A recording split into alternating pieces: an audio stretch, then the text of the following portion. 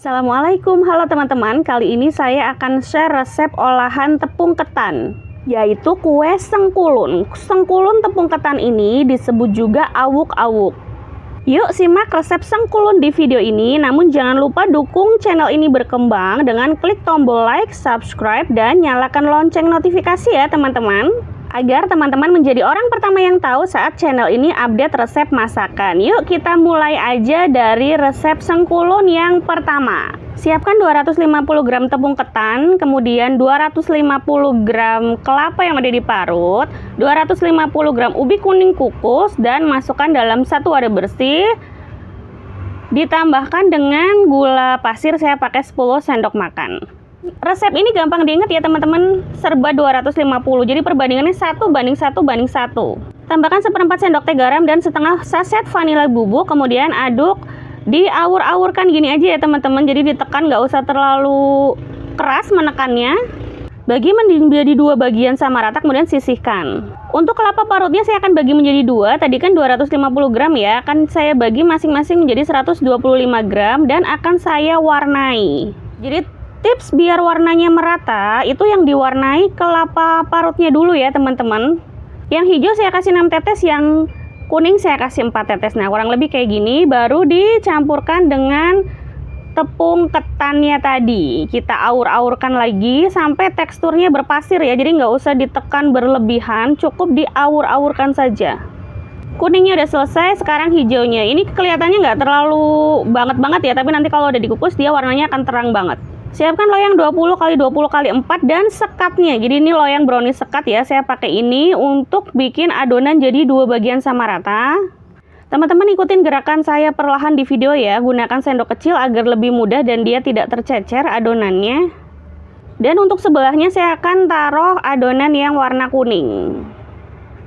Nah kalau udah kayak gini, teman-teman bisa tarik sekatnya ya, perlahan aja biar dia nggak rusak adonannya. Kemudian taruh di sisi satunya lagi warna yang hijau. Kenapa kok nggak kuning? Karena biar ketika mengantisipasi tercecer warnanya itu akan sama ya. Nah kalau kayak gini kan warnanya sama-sama hijau.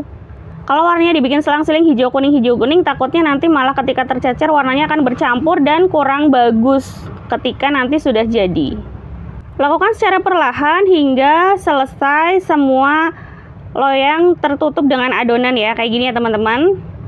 Siapkan dandang atau kukusan, kita kukus aja selama 25 menit.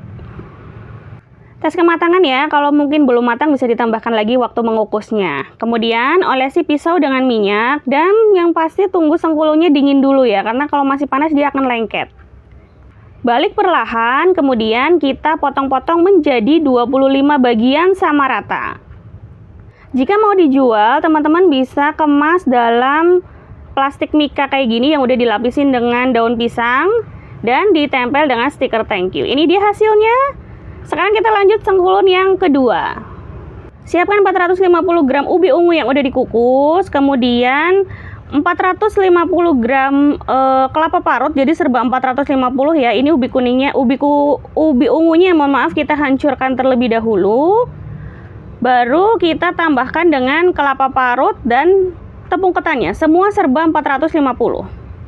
Seperti yang sudah saya jelaskan sebelumnya bahwa perbandingannya 1 banding 1 banding 1. Karena ini 450, jadi semuanya serba 450 ya, baik tepung ketannya, kelapa parutnya, semuanya serba 450. Tambahkan setengah saset vanili bubuk, kemudian gula pasirnya di sini saya pakai takaran sendok makan ya. Jadi teman-teman yang nggak punya timbangan itu nggak ada alasan untuk nggak bikin kue ya.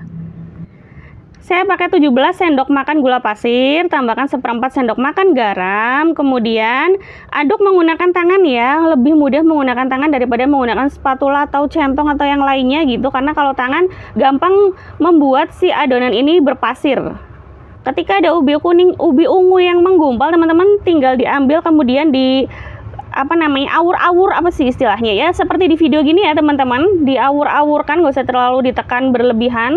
Siapkan loyang 20 x 10 x 7, kemudian taruh perlahan menggunakan tangan lagi aja, jadi kita sambil bisa tetap menjaga konsistensinya agar tetap berpasir begitu. Kemudian masih ada sisa, ini akan saya taruh dalam loyang ukuran 20 x 4 cm, jadi adonan ini jadi 2 loyang ya teman-teman.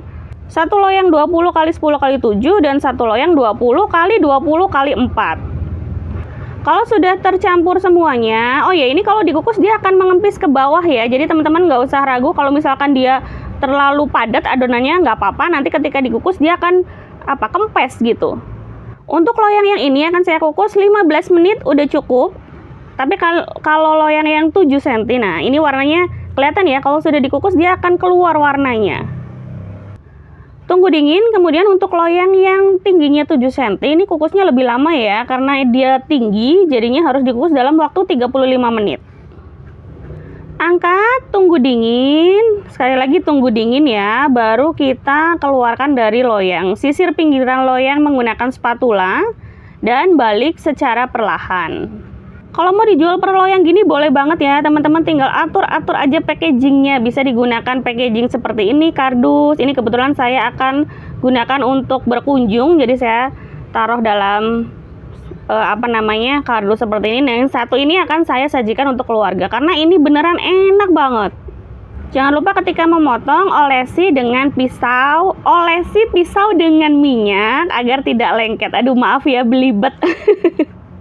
Semoga bermanfaat resepnya. Jadi benar-benar saya ingin resep ini bermanfaat, bukan sekedar frasa ya teman-teman. Jadi kalau bermanfaat sayanya juga senang dan itu jadi jariah untuk saya.